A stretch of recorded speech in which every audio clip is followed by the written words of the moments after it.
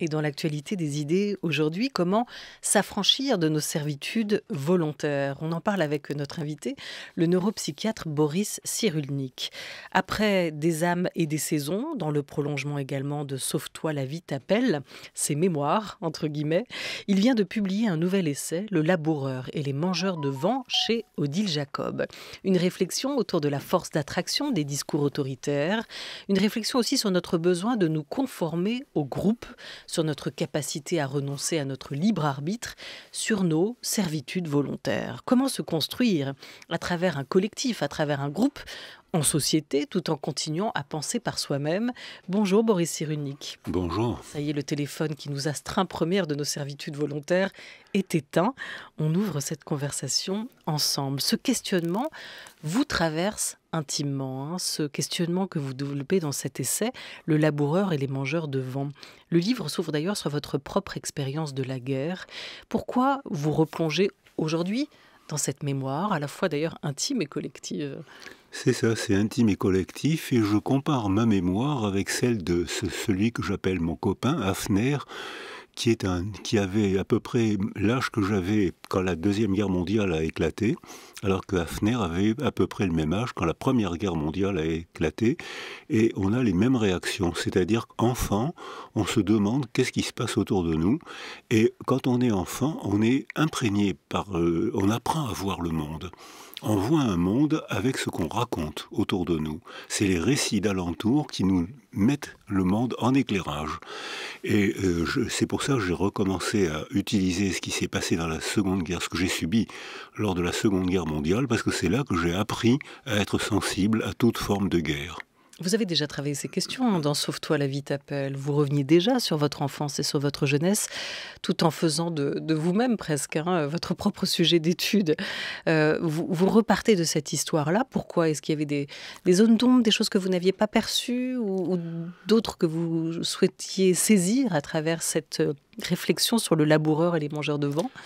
Parce que, après, dans la commission des 1000 premiers jours, qui a remis un rapport l'an dernier au gouvernement, on démontre comment, psychologiquement, affectivement et neurologiquement, un bébé apprend à voir le monde, souvent même autour de la parole, avant l'apparition de la parole, la 3e année, et après l'apparition de la parole.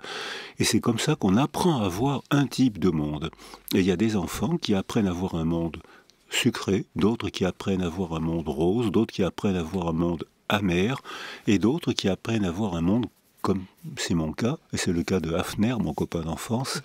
On apprend à voir un monde clivé, coupé en deux, entre une partie de mangeurs de vent qui gobent n'importe quel récit, quitte à tuer des gens sans aucune culpabilité, et d'autres, au contraire, les justes, des gens, des résistants, les gens très courageux, comme Hannah Arendt, qui échappent à la pression du contexte et cherchent à rester eux-mêmes dans un torrent de stéréotypes. Voilà un monde binaire, Un monde binaire. en fait.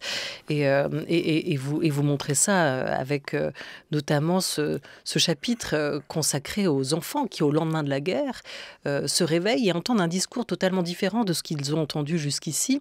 Aimer un salaud.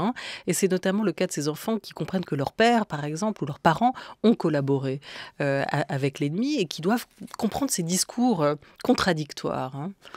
Alors, les enfants s'attachent à un père, et ils ne savent pas que ce père est collaborateur, ils l'apprendront plus tard. Le premier récit, c'est un récit préverbal, c'est-à-dire toucher, parler, mais la parole à cette époque-là, c'est une parole affective. Parler à un enfant, ça le touche profondément, mais c'est l'affectivité qui le touche. Et plus en vieillissant, l'enfant qui s'est attaché à un salaud, puisqu'il s'appelle le même comme ça, l'enfant qui s'est attaché à un salaud découvre plus tard, vers 6-10 ans, même parfois plus tard, que son père a été collaborateur. Et pour eux, c'est un déchirement. J'aime quelqu'un qui a tué des milliers d'enfants. C'est une phrase que j'ai eu à entendre souvent. Parce que on s'attache à un homme qui peut par ailleurs être un assassin. L'attachement est très différent. Et c'est ce qui explique aussi pourquoi tant de criminels contre l'humanité sont de gentils papas en même temps. À 7 ans, j'ai été condamné à mort pour un crime que j'ignorais, écrivez-vous, Boris Cyrulnik. Comment avez-vous réchappé à la mort, cette mort à laquelle vous étiez condamné? Alors, ce qui a thématisé ma petite enfance, c'est que je ne comprenais pas pourquoi on voulait me tuer, pourquoi on avait tué ma famille. Et c'était pas une métaphore, on le disait, je l'entendais avec les mêmes mots. Donc je me demandais pourquoi j'avais 6 ans et demi, 7 ans, je me disais, j'ai pas eu le temps de commettre de bien grands crimes, mais j'ai dû commettre un crime sans le faire exprès. Parce que quand on est enfant, on ne remet pas en cause la parole des adultes, il faut vieillir pour devenir soi-même. Alors je me posais cette question et je pense aujourd'hui que j'y ai réchappé pour une convergence de causes. Je pense que ma mère, dans mon enfance préverbale, a dû me donner une confiance en moi que n'ont pas les enfants dont les 1000 premiers jours ont été ratés. Ils ont perdu cette confiance en eux, et ces enfants-là, quand on leur tend la main, ils ne la saisissent pas. Alors que moi, probablement, j'ai été sécurisé par ma mère, je ne sais pas comment elle a fait, parce que c'était la guerre, le début de la guerre, parce que mon père s'était engagé dans l'armée française, et elle a réussi quand même à me sécuriser, si bien que dès que quelqu'un m'a tendu la main, les justes et ensuite ma famille d'accueil après la libération, j'ai saisi cette main pour essayer de limiter la casse. Et vous racontez aussi, vous re-racontez cette presque rocambolesque fuite que vous avez opérée. Là encore, une courte main tendue, la possibilité de vous réchapper d'un endroit où vous alliez être raflé, déporté, et qui vous permet de vous en sortir. Oui, mais dans cette synagogue transformée en prison, il y avait des barbelés, il y avait des soldats en armes, il y avait la Gestapo française, il y a eu des coups de feu dont je n'ai aucun souvenir. Alors que je me rappelle des détails qui étaient importants pour un enfant, la distribution de café à 3 heures du matin, ça je me rappelle parce que ça me réveillait, j'aimais pas le café. Mais les coups de feu, ça m'a pas réveillé. Donc la mémoire est déjà très sélective, même quand elle est préverbale. Et puis j'ai probablement pu tenter une évasion rocambolesque parce que j'ai été aidé par une infirmière qui m'a fait signe, et puis ensuite parce qu'en m'évadant, j'ai pu plonger cette infirmière m'a vu et m'a fait signe de plonger sous le corps d'une dame qui s'appelait Madame Blanchet.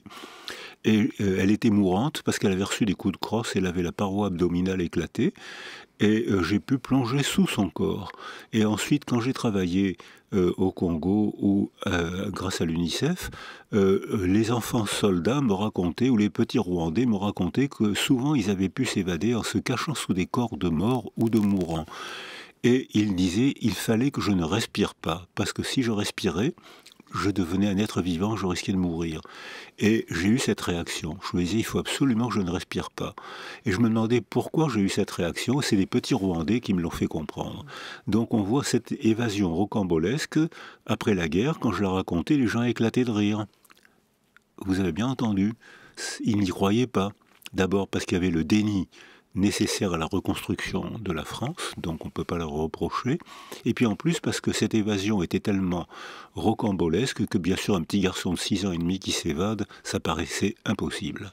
Mon besoin de croire que la mort n'est pas fatale constitue un espoir délirant qui m'a donné la force de ne pas me soumettre. Je me plaisais à me souvenir que ce soldat, en donnant l'ordre du départ motorisé à vivre, prouvant ainsi que le mal n'est pas fatal, plus tard je me suis dit, on peut combattre le destin en étudiant la médecine pour retarder la mort, on peut aussi chercher à comprendre le monde intime des tueurs pour ébranler leur certitude. Voilà pour cette première réelle confrontation de l'enfant que vous étiez avec la mort.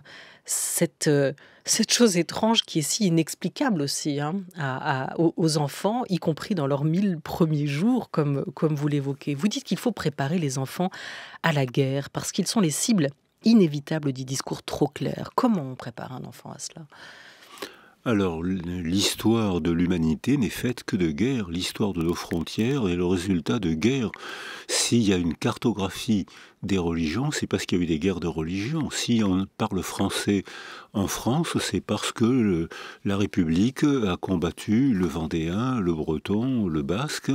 Donc c'est la violence a construit la société. Et ça fait 2 générations seulement qu'on pense qu'on peut vivre ensemble sans violence. Ça fait 2 générations qu'on pense que la violence n'est que destruction. Et encore, avec ce qui se passe en Ukraine aujourd'hui, on voit qu'il y a encore des gens qui pensent développer leur pays grâce à la violence.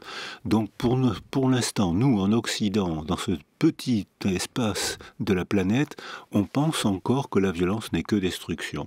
Mais après la guerre, on apprenait aux petits garçons à se préparer à la guerre. On nous disait clairement, vous ne traverserez pas la vie sans connaître une ou deux guerres et plusieurs bagarres de rue, vous devez vous y préparer. Alors certains petits garçons adoraient ça, d'autres n'étaient pas doués du tout pour ça, et ils apprenaient les sports de combat sans plaisir, et puis on suivait le mouvement, parce qu'on disait, ben voilà, c'est le destin des garçons, la violence, c'est le destin des garçons.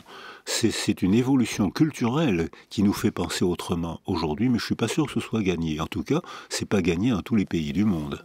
Alors, on apprenait ça aux enfants après la guerre, et en même temps, vous dites qu'il y a un grand silence qui va entourer toute votre histoire familiale et votre propre histoire, que les adultes vont rapidement vous dire de vous taire, que vous allez comprendre que vous allez devoir comprendre tout seul, en fait, et que de cet épisode, vous gardez la conviction profonde qu'il est nécessaire de parler, d'expliquer, que sinon la mémoire se fige. Qu'est-ce que ça veut dire, une mémoire qui reste figée? Eh bien, c'est la définition du syndrome psychotraumatique.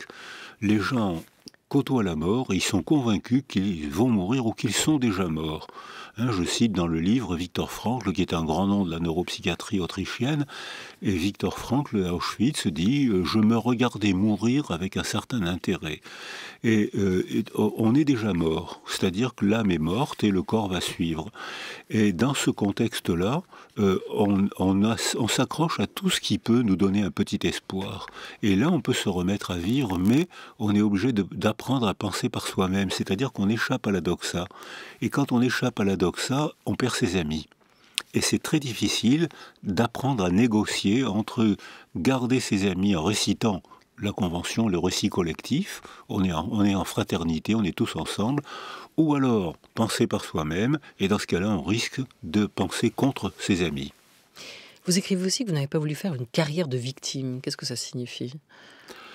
Alors c'est ce que j'ai connu après la guerre, où on pensait qu'il était impossible de se remettre à vivre si on avait été victime. Après la guerre, il y a eu presque 300 000 orphelins. Et ces orphelins, on leur donnait une petite pension, on les appelait souvent pupilles de la nation, et on leur demandait de ne pas faire d'études. Avec ce qui était arrivé, mon pauvre, c'est pas la peine d'apprendre un métier. Donc on nous encourageait à faire une carrière de victime. Et certes, alors selon les institutions, il y a des institutions où les adultes éducateurs le métier d'éducateur n'existait pas, mais on les appelait les moniteurs. Dans certaines institutions, les moniteurs disaient « mais non, tu peux reprendre vie ».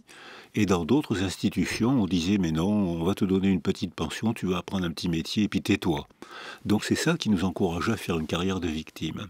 Et comment vous ne faites pas cette carrière-là? Qu'est-ce qui, à un moment, produit ce déclic? Est-ce que ça nous ramène encore peut-être à la mère, comme vous l'évoquiez, Boris Cyrulnik, à cet enfant qui a pris confiance en lui dans ses premiers jours, ses premières années? Alors, probablement, ma mère a su me donner confiance en moi au cours des 1000 premiers jours préverbaux, avant la parole. On acquiert un tempérament, on ne se laisse pas faire, on a confiance en soi. Mais ensuite, j'ai dû, vers l'âge de 6-8 ans, les enfants parlent entre le 20e et le 30e mois, où ils apprennent à parler toute langue à une vitesse insupportable. C'est vexant, la vitesse à laquelle les enfants apprennent à parler, sans accent.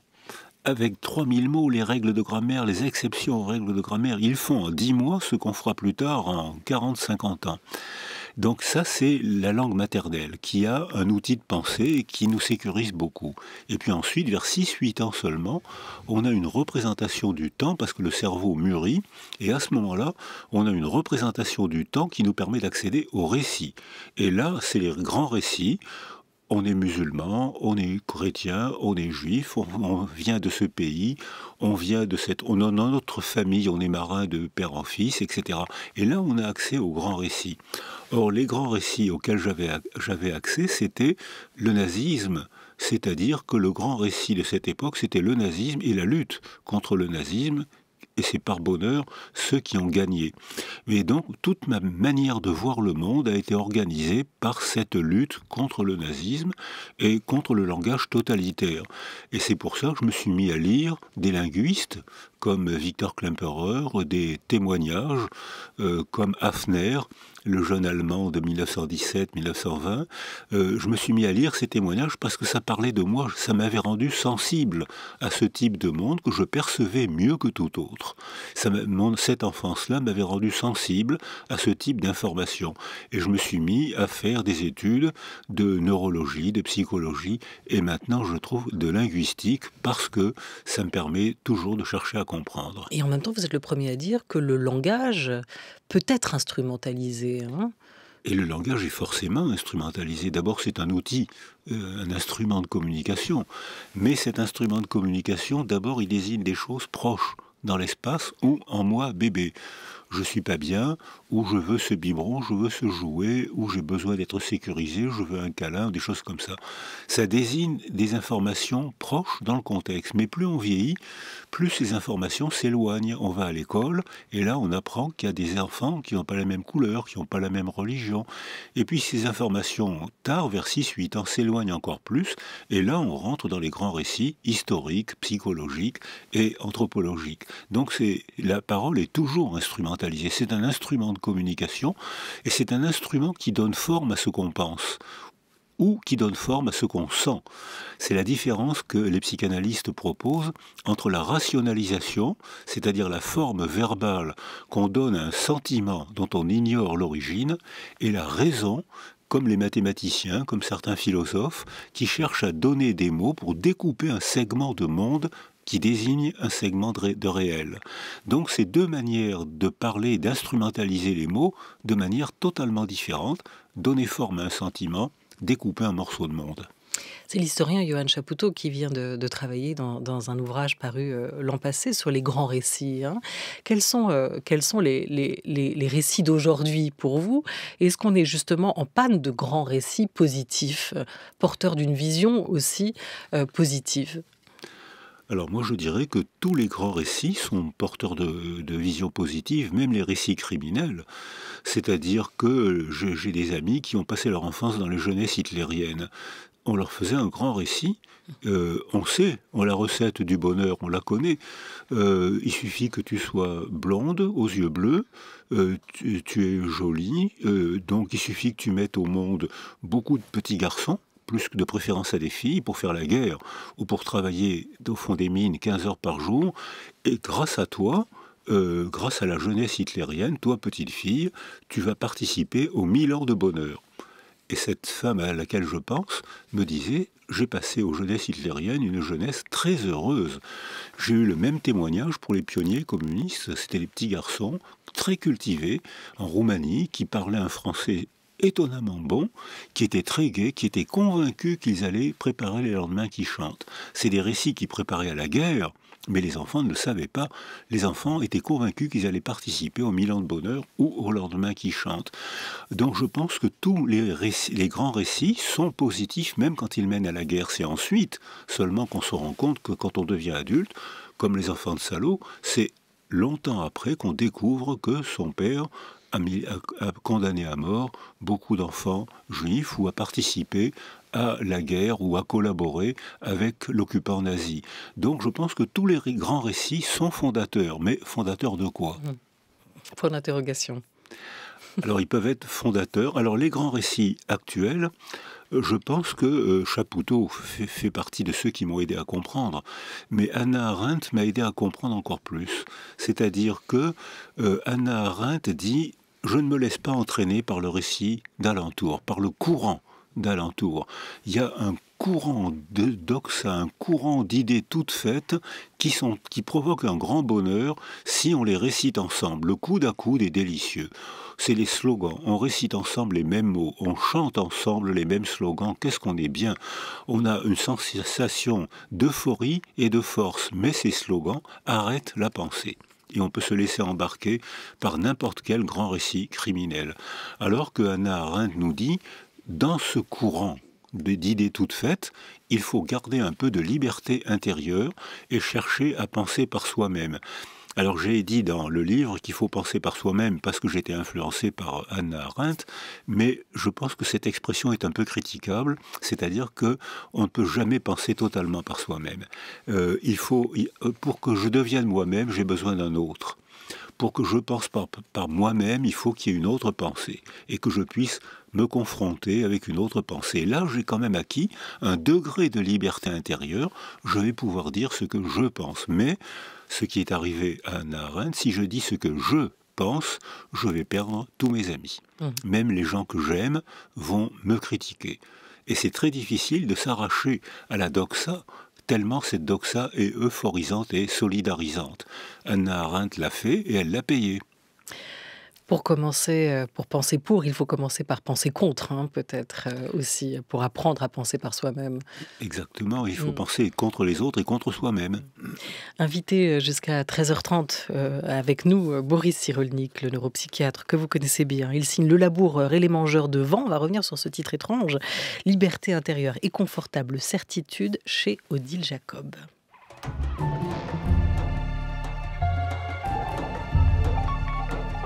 France Culture. La Grande Table. Olivia Gesbert. Et vous avez commencé une ébauche, un croquis de ces mangeurs de vent. Mais qui sont-ils? D'où vient ce terme, cette expression, ce mot qui donne au livre son titre, Boris Cyrulnik? Alors je vais reprendre ce que vous avez dit, c'est-à-dire qu'il faut penser contre. Donc je vais opposer les laboureurs et les mangeurs de vent. Le laboureur, c'est celle qui a un savoir enraciné. C'est une expression d'Hannah Arendt. C'est les paysans, c'est les pêcheurs qui savent attraper un poisson et qui ne connaissent pas la biologie des poissons, et pourtant ils savent les mœurs des poissons, ce qu'il faut faire pour les attraper. C'est les cliniciens, j'ai été un praticien pendant 40 ans de ma vie. C'est le maquignon, qui fréquente tellement les chevaux qu'il est le seul à voir qu'un cheval boite alors que les autres ne le voient pas. C'est les mères de famille qui sentent que le bébé n'est pas comme d'habitude, il n'a pas cette même manière de tousser, de rire, c'est pas quelque chose se passe. Donc ça c'est le savoir enraciné sur le terrain. Et puis il y a le savoir des laboureurs, des mangeurs de vent, qui est un savoir déraciné, coupé du réel sensible. C'est-à-dire que c'est le délire logique. Dé privatif, lira, le sillon qui est tracé sur la Terre. Il peut donc y avoir des délires non psychotiques. Et on voit des tas de gens cultivés qui ont des systèmes complètement délirants, alors que leur raisonnement est logique, parce que coupé de la réalité sensible. C'est le délire logique. Exemple de délire logique, j'ai été en Martinique il n'y a pas longtemps, où les Martiniquais sont encore très sensibles au poids de l'esclavage.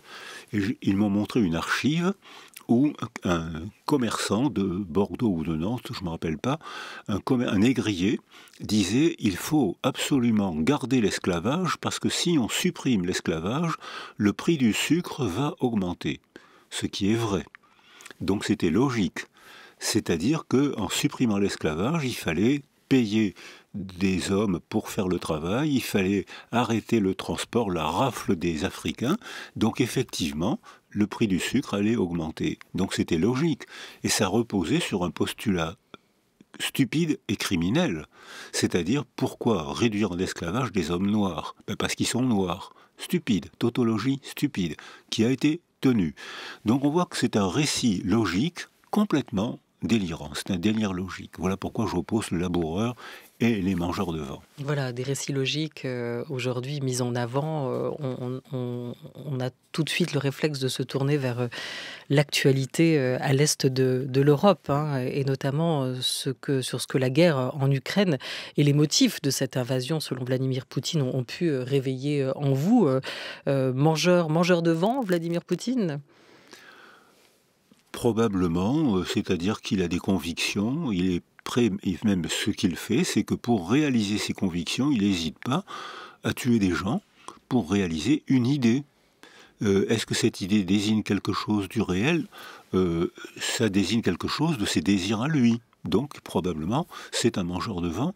Mais le danger des mangeurs de vent, c'est qu'ils sont très convaincants, parce qu'ils provoquent l'extase, ils ont des raisonnements simples, la pensée paresseuse, elle est facile, c'est convaincant, et c'est euphorisant. Et beaucoup de gens suivent les mangeurs de vent. Si vous ne croyez pas, regardez le nombre de dictateurs qui aujourd'hui ont été démocratiquement élus. Parce que c'est quand un peuple est en désespoir social, économique ou en guerre, le refuge, c'est quand même de croire en un sauveur. Et ce sauveur-là dit, moi j'ai la vérité, votez pour moi et donnez-moi un peu de monnaie en passant. Et ce processus se répète depuis très longtemps. Qu'est-ce que c'est une pensée paresseuse, Boris Cyrulnik ? C'est la pensée toute faite qui donne l'impression de comprendre, mais c'est une illusion de compréhension. Mais en revanche, on a intérêt à réciter cette pensée paresseuse parce qu'elle est confortable, elle est euphorisante. Quand on chante en chœur, le plaisir de chanter en chœur, c'est chanter ensemble, c'est un plaisir physique. Scander ensemble, c'est aussi un plaisir physique. Se sentir dans une manifestation quand on se sent solidarisé par les mêmes gestes, par les mêmes mots, par les mêmes vêtements, par les mêmes insignes, par les mêmes poils, parce que quand on est humain, on sémantise tout. On sémantise les vêtements et on sémantise les poils. Il y a les poils d'extrême gauche et les poils d'extrême droite, comme Hitler et Pinochet. C'est-à-dire que dès l'instant où on se sent en familiarité, et à ce moment-là, on est bien. Mais on est dans une illusion de pensée et on y croit pourtant tellement ça nous apporte des bénéfices affectifs. Voilà, vous revenez sur ces illusions de pensée, ces pensées paresseuses, ces folies partagées, ces épidémies et autres nuages de croyances. Plus dur sera l'éveil ou le réveil aussi quand on y a cru. Je voulais vous proposer d'écouter les mots de l'historienne Annette Vivorka, spécialiste de la Shoah.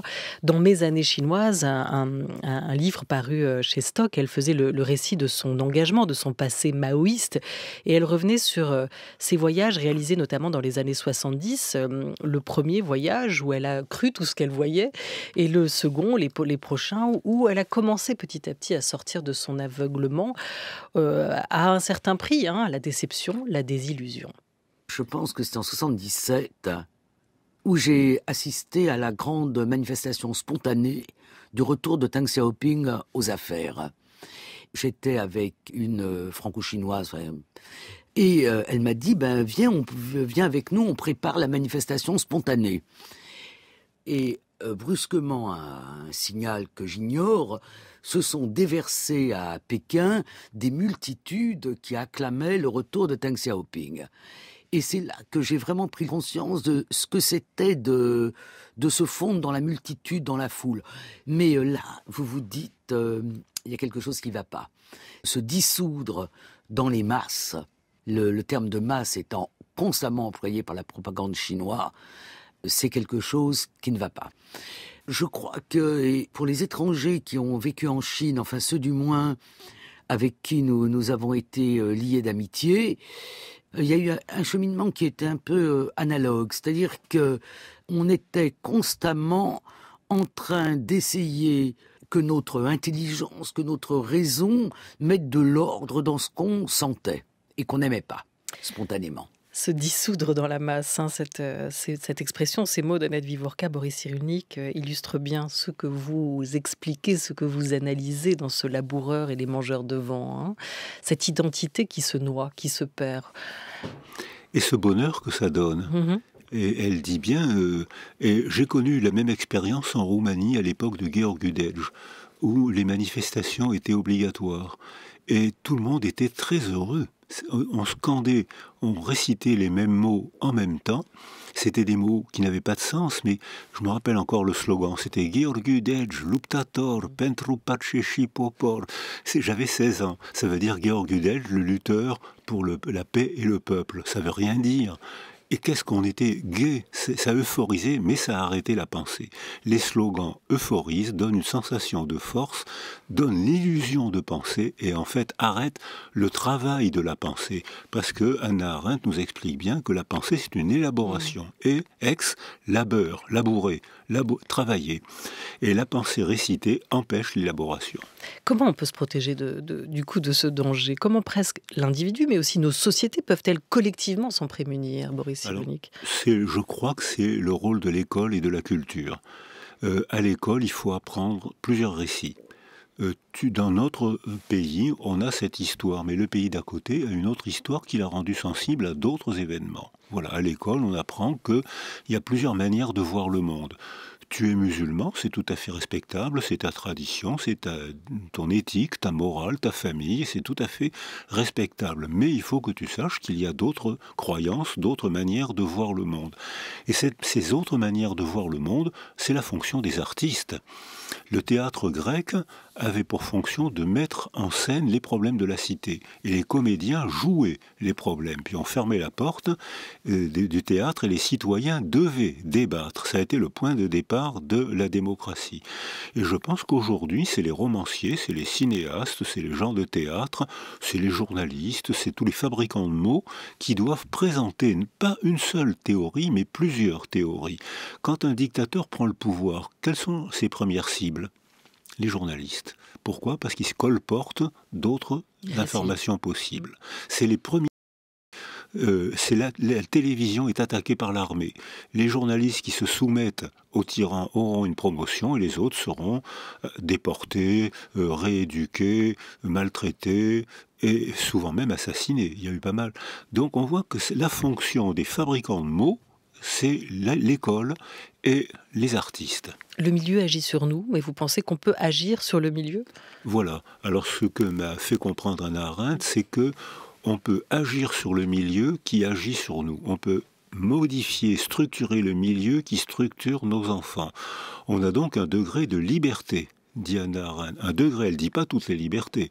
Elle dit on a un degré de liberté, donc on a une responsabilité. On doit organiser l'école et la fonction des artistes pour qu'ils puissent présenter plusieurs manières de penser, de croire et de fabriquer de la culture. L'Élysée vous a confié une mission sur les 1000 jours. Vous avez confié une mission sur les 1000 premiers jours. Boris Cyrulnik, vous l'avez évoqué. On n'en a jamais autant parlé que depuis le rapport de la commission sénatoriale révélant que votre équipe de pédopsychiatres, de pédiatres, entre autres, avait été challengée au même moment et sur le même sujet par un cabinet de conseil. On a parlé de la forme, de l'argent gâché, un peu moins du fond. Vous venez de l'évoquer, plus que jamais. Vous pensez que ces 1000 premiers jours de l'enfant sont cruciaux en termes de chance et d'égalité ? De liberté de penser. Macron m'a chargé de diriger cette commission avec pour enjeu de lutter contre les inégalités sociales. Et je suis convaincu que c'est là que commence l'inégalité. Un enfant, parce qu'à cette commission des 1000 jours, il y avait des cliniciens et des scientifiques. Le reste, on n'était pas au courant, je crois même que ça ne nous concerne absolument pas. Mais sur cette commission, donner la parole à des praticiens, à des laboureurs de laboratoire ou praticiens. Et on est arrivé à la conclusion facile à démontrer qu'un enfant qui a été sécurisé dans cette enfance préverbale entre en maternelle à 3 ans avec un stock de 1000 mots, alors qu'un enfant qui a été insécurisé au cours de cette enfance préverbale, malheur de sa mère, stress de sa mère, désorganisation familiale, en rentre en maternelle à l'âge de 3 ans avec un stock de 200 mots. Devinez lesquels vont être de bons élèves. Pour l'interrogation ? Non, la réponse elle est claire. Et actuellement, c'est le diplôme qui fabrique la hiérarchie sociale. C'est plus la force physique, c'est plus l'arme, du moins on peut l'espérer, mais c'est le diplôme qui crée actuellement le clivage, donc il faudra réorganiser l'école. En attendant que ce rapport soit publié et qu'on puisse y avoir accès, on le souhaite. Boris Cyrulnik, merci beaucoup à vous. Le laboureur et les mangeurs de vent. Votre dernier essai vient de paraître chez Odile Jacob. Merci à vous. Merci à Lucas Bretonnier avec Laura Dutèche-Pérez et Lila Bozès pour cette grande table des idées. À Oriane Delacroix avec Violaine Malstaff pour la grande table culture. Aujourd'hui, c'était Thomas Beau à la réalisation et Ludovic Auger à la technique.